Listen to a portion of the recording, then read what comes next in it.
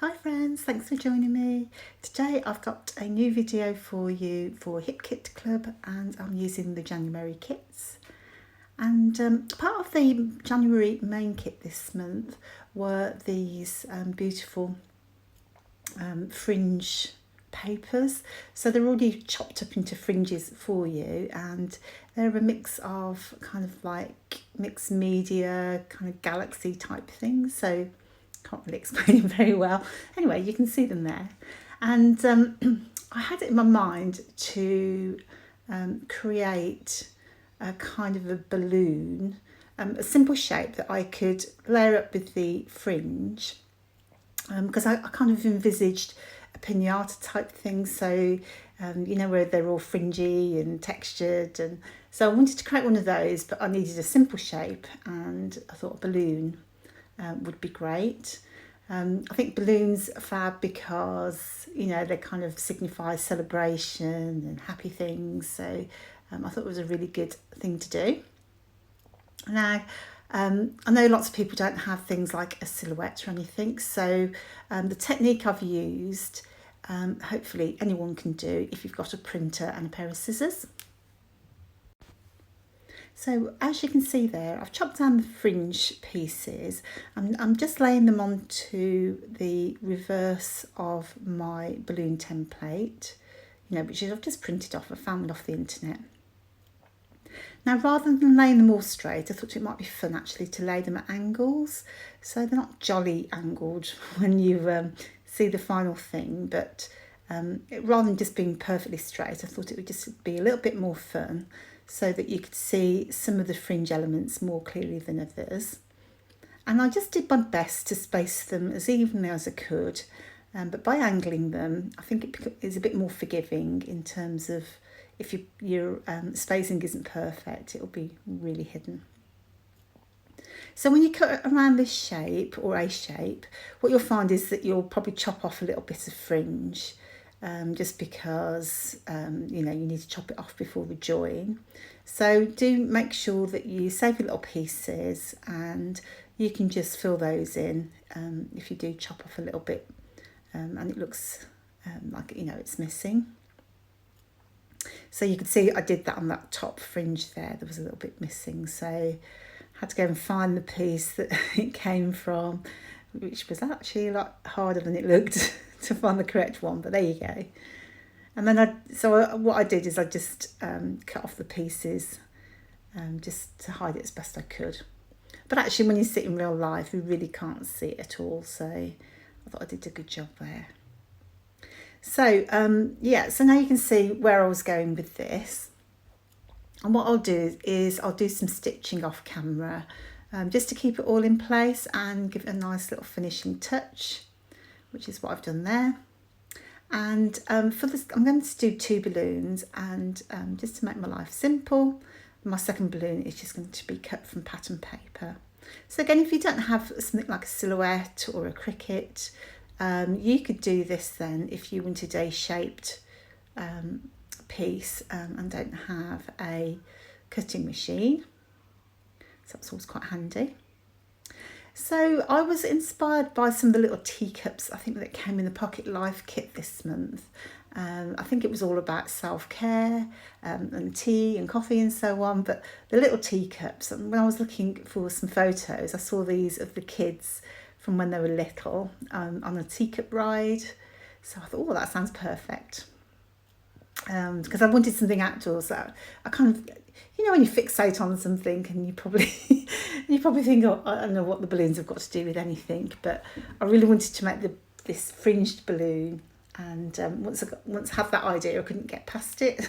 So I kind of have created a layout to go with the balloons, which is probably the reverse of what you should do, but that's just me. I just fixate on things.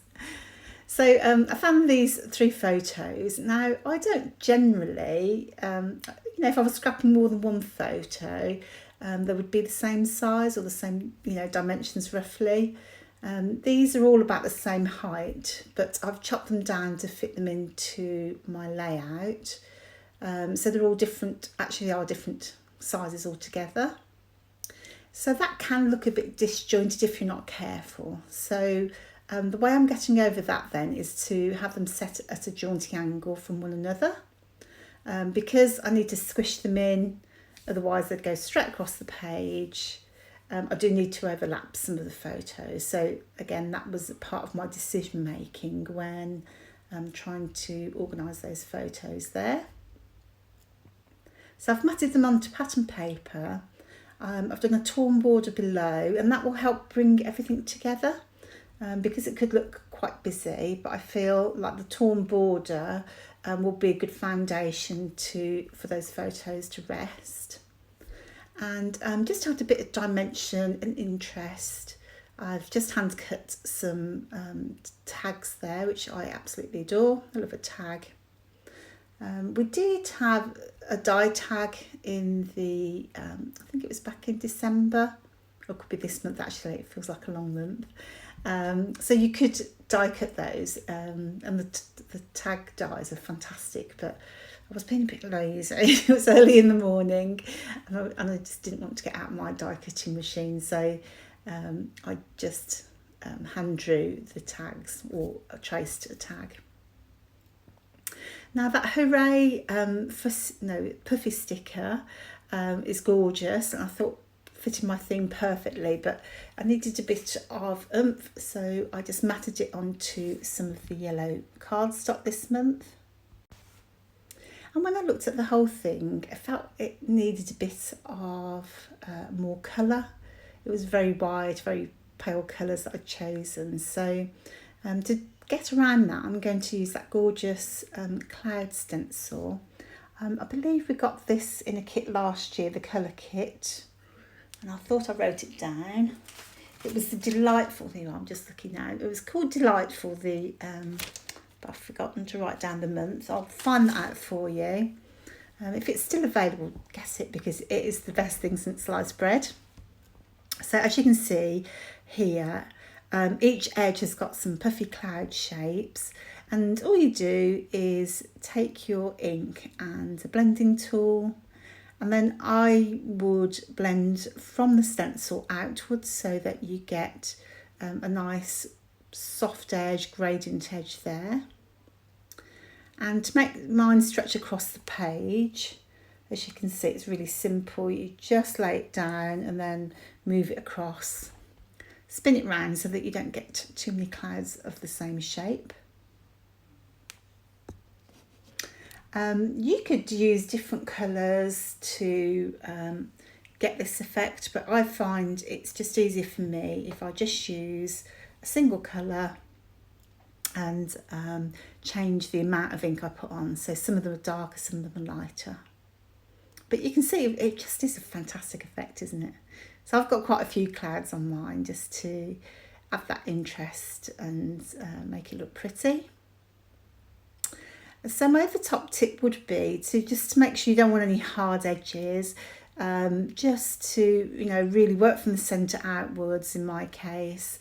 As you can see, I worked down the page, whether that was right or wrong, I'm not sure, but it worked for me. And then just, leaves, like you can see here now, I'm just going to fill in that little gap. I don't want it to be too even because otherwise it'll look a bit harsh. But I really love how that turned out. I think it really kind of helped tell my story or the story I'd got in my head at least. So I'm just curling up the edges of that balloon, that fringe there, just so you can see that texture a little bit more, because it is so neat that you could miss the fact that it is fringed. And I really love how it turned out. So I've definitely done this before in the past with a different shape, but this is so cute. I really want to do a pinata next time. So my balloons do need to be tethered down. So I've got some white thread or twine, and I want to lay that loose from those balloons down through to the teacups at the bottom. And hopefully this would help draw the eye down the page and give it that kind of floaty feeling is the look I'm after. Now, I really struggled to get that twine to stick down. It kept sticking to my fingers, I kept popping off the page, so I did have to cut a bit out because I spent about 15 minutes to get the thing tied down. But anyway, it was supposed to be easy. I think perhaps I needed different glue. I think because it's wax thread, the PVA glue was a little bit of a challenge. And I'm just going to tie a little bit of cotton now to make a little bow. And I just love how that turned out, because it isn't how I imagined, that it would be a little bit floaty. See, that's popped off again. I think there was some swearing going on there. Anyway, here's the close-ups. I do like how it turned out. I think those clouds actually really lifted it, and that balloon, look at it, it's just gorgeous. So very happy with that. And thank you so much for joining, and I hope to see you on the next one. I really appreciate your time, and you can give us a thumbs up and subscribe, or head over to my channel, Morag. So see you on the next one. Take care. Bye now.